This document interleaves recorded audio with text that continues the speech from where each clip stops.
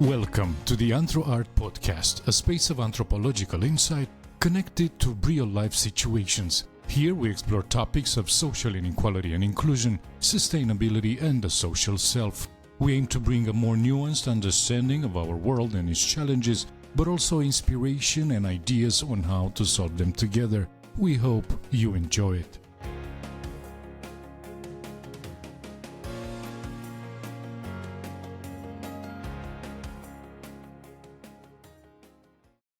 Being cured but no longer being yourself.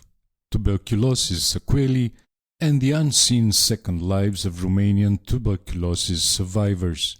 A text written by Jonathan Stillo for Anthro Art. Read by Daniel Popa. It was a terrible moment when I realized I was no longer hearing my children when they called me. I could not understand what they were asking. I did not want to see anyone anymore. A hearing specialist told me that the only solution to hear again is a very expensive implant. This disease leads to loss of hearing, family breakdown, loss of friends, and loss of work. In my job, communication is very important. I wonder how I will raise my children if I can no longer work. How can I take them to the sea? I can barely go shopping or go to the park in this state. At this moment, my husband and I do not know each other. We are like two strangers. Maria Virginia Ianoși, Dolj County, Romania. It is well known that tuberculosis damages the physical body. TB disease usually afflicts the lungs, creating scarring and holes in them that interfere with a person's ability to breathe. Less known is the fact that the body is inevitably damaged by one or more of the many side effects of TB drugs. What is even less recognized, including among doctors, is that this multi-layered damage often lasts long after a person is cured and may be irreversible. In this article, I will discuss hearing loss and other sequelae, after effects of a disease or injury caused by tuberculosis and its treatment, and experienced by people in Romania. I argue that these harms change TB survivors' sense of self, and that because of how treatment is organized, medical providers who deem them cured may not know about their sequelae or their struggles to return to their former lives. This article is based on long-term ethnographic fieldwork that took place in Romania mainly between 2009 and 2016 at several hospitals and clinics. This fieldwork included survey and interview methodologies as well as participant observation, which entailed accompanying medical staff on rounds and living at a TB sanatorium for 6 months. The long duration of the fieldwork allowed me to see how a person experiences the entire trajectory of their illness, including its progression long after they leave the view of the medical system. TB disease and treatment. When we think of adverse reactions to medications, we typically assume that they are rare. The label of any prescription drug is usually full of possible side effects, but most people do not experience them. For people with drug-resistant TB, it is entirely different. For most, it is not a question of whether they will suffer from adverse reaction, but rather when and from which ones out of a long list of terrible physical and psychological side effects: irreversible hearing and vision loss, tinnitus, liver, kidney and cardiac complications, permanent nerve damage, anxiety, depression, paranoia, suicidal thoughts, etc., that only add to the debilitating symptoms of TB disease itself, such as holes and scarring in the lungs. In Romania, the organization of TB treatment itself can also be devastating, as it involves long periods of hospitalization, usually at least a month for people with drug-susceptible TB, and anywhere from 6 months to several years for patients with drug-resistant TB. There is little benefit to these long periods of inpatient treatment, but they do serious damage by removing people from their social support networks and by preventing them from working and thus from providing for their families. Interviews with patients made clear the social and economic tolls of long hospitalization.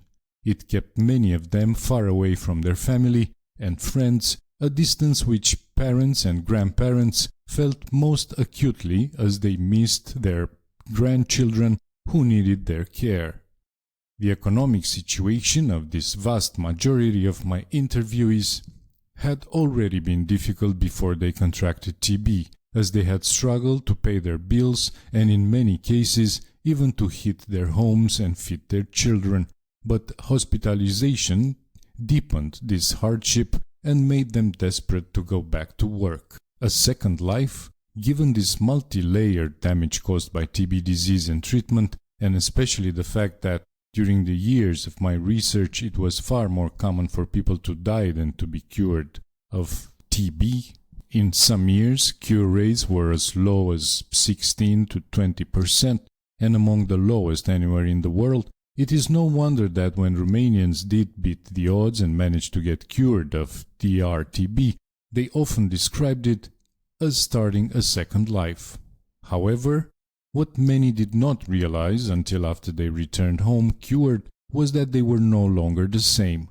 Their second life came with unexpected challenges, chief among them being their sequelae from TB disease and treatment, which can be serious and completely change a person's life. For example, damage to one's lungs can make it impossible to perform physically demanding work such as in construction or agriculture, and may require one to use supplemental oxygen for the rest of one's life.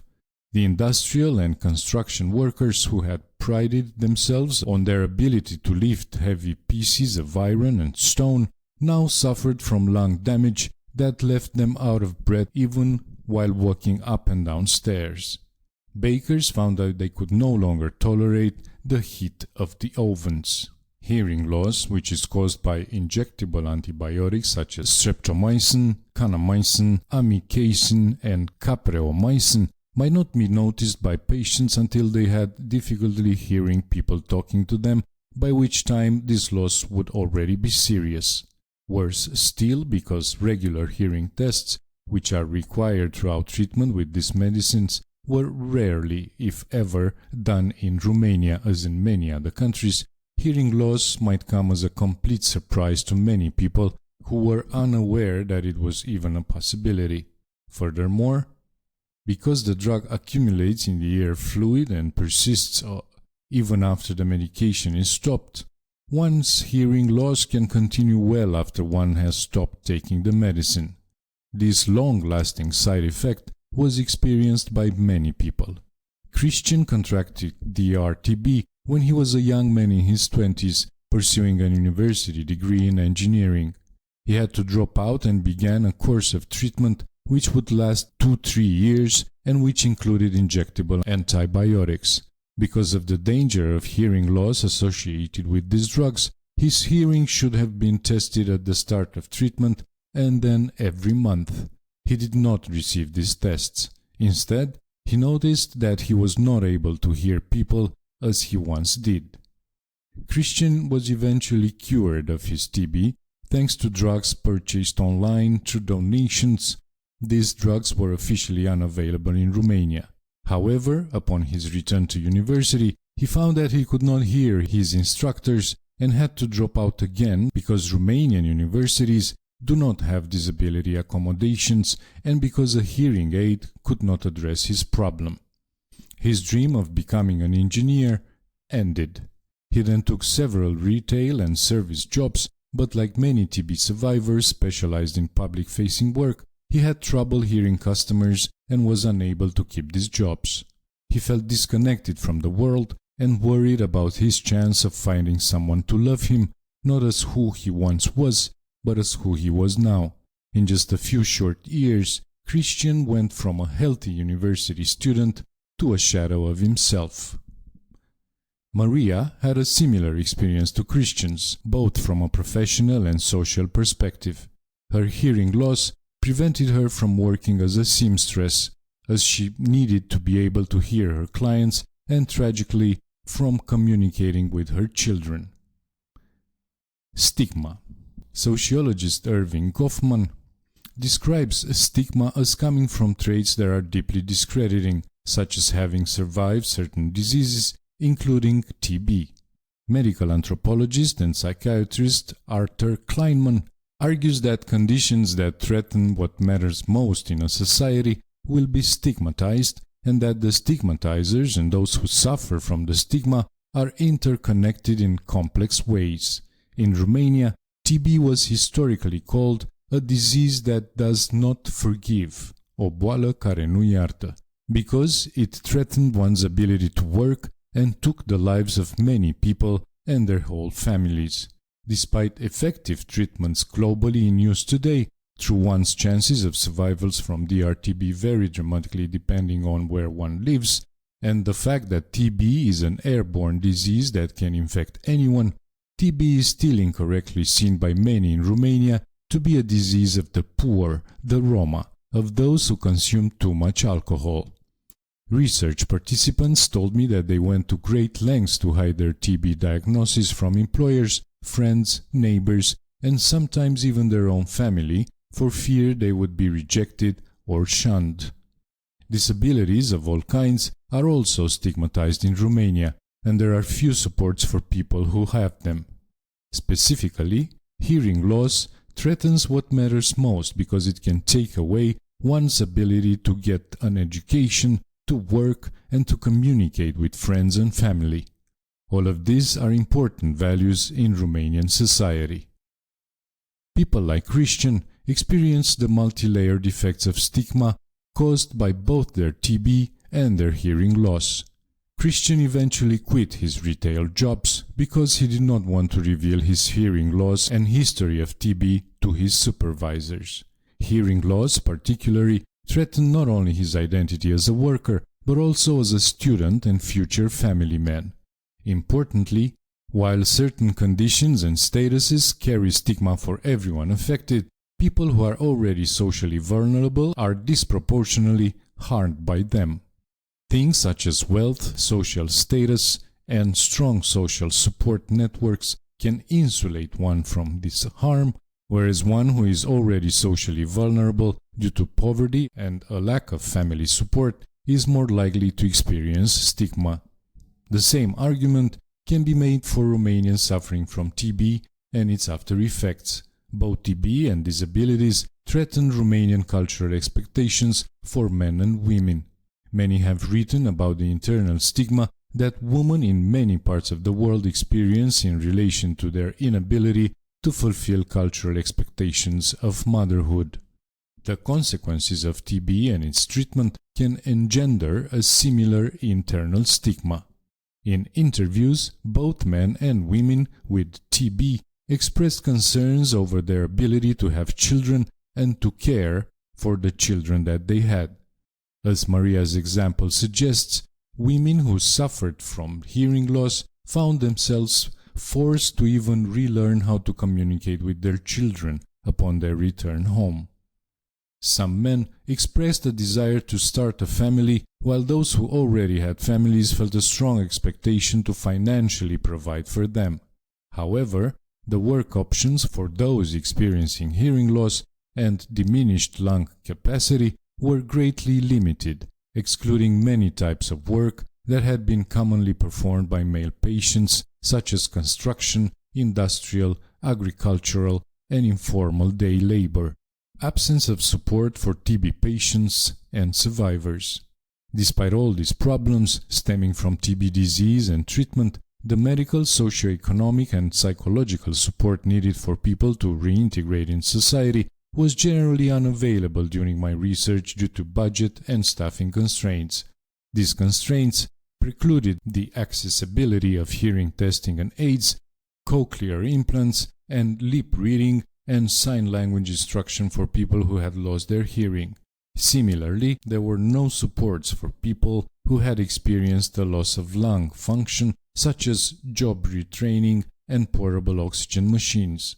During most of my research, the majority of people with TB lacked psychological support entirely. The only exceptions were two Global Fund-supported DR-TB treatment centers in Bucharest and Piatra Neamț. Each had one psychologist who faced the impossible task of supporting 40 or more patients. In later years, the Romanian MDR-TB Patients Association would provide peer support via telephone and referrals to psychologists for a limited number of patients, and more psychologists would be hired nationwide. However, the need is still great. Out of the view of doctors. In many cases, a person's doctor may not even know that they are suffering from these issues. The fact that Romanian doctors have to work under impossible circumstances, where even required diagnostics and antibiotics are sometimes not available, explains why they are often solely focused on the difficult task of curing the infection. Another explanation is that after a person completes the inpatient phase of their treatment, they undergo the outpatient phase in their home community, where they receive treatment at a local clinic or through self-administration, and may not be monitored for hearing loss and other adverse reactions. For instance, because so many TB survivors like Christians self-diagnose their hearing loss, the frequency of this sequelae is underreported.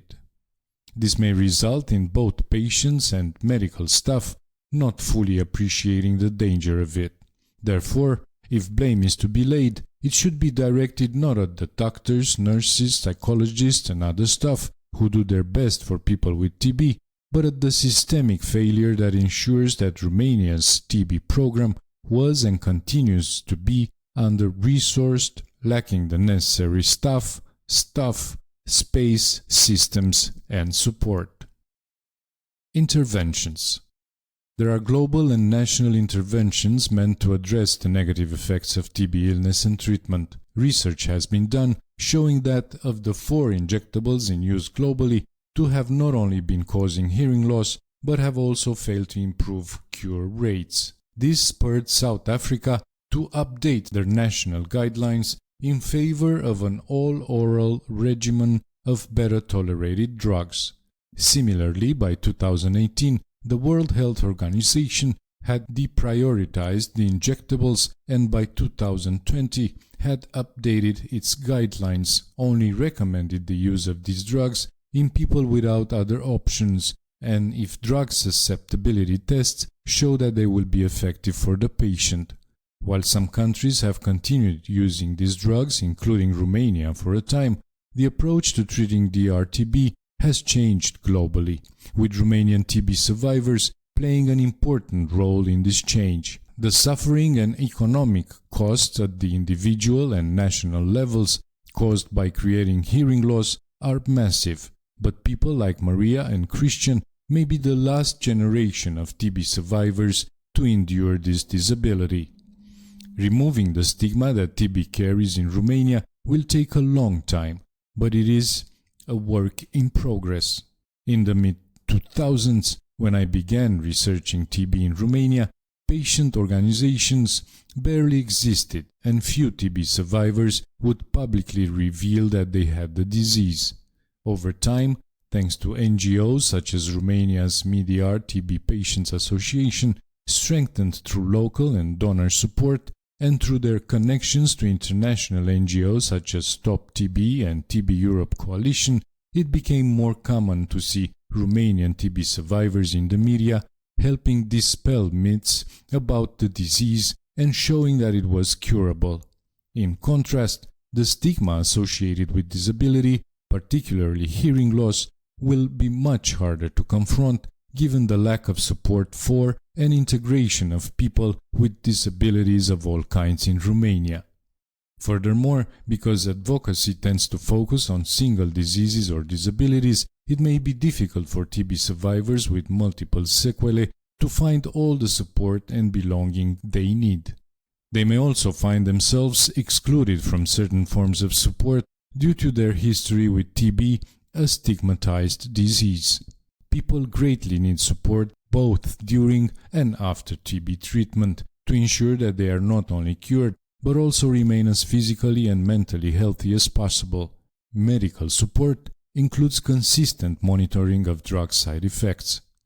Socioeconomic support can take a variety of forms, such as transportation reimbursement, pensions, and job retraining. Successful peer support projects, such as those run by the MDR-TB Patient Association, could be expanded and combined with other forms of psychological support. There are no happy endings. Christian and Maria beat TB, but their struggle continues. Once the harm is done, it cannot be undone.